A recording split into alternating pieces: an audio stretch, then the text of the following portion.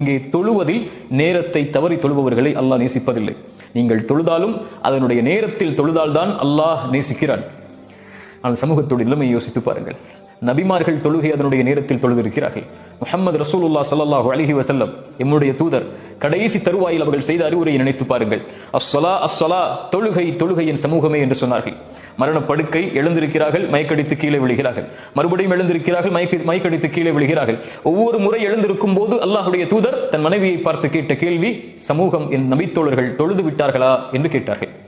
தொழக்கூடிய நேரம் முடியக்கூடிய நேரத்தில் தான் தன்னால் அந்த தொழுகைக்கு செல்ல முடியாது என்று உணர்ந்த அல்லாஹ்வுடைய தூதர் கேட்டார்கள் ஆயிஷா அவர்களை பார்த்து, உங்கள் தந்தை அபூபக்கரை தொழுகை நடத்த சொல்லுங்கள் என்று. அல்லாஹு அக்பர். அதற்கு பிறகும் தொழுகையுடைய நேரம் வந்ததற்கு பிறகு தொழுகையுடைய நேரத்தை தவறவிடக் கூடாது என்று இரண்டு நபித்தோழர்களுடைய தோளில் தங்களுடைய கரங்களை போட்டு கால்களை பூமியில் தரதரவன இழுத்து தொழுகையை நிறைவேற்றிவிட்டு அல்லாஹ்வுடைய தூதர் ஸல்லல்லாஹு அலைஹி வஸல்லம் வந்தார்கள்.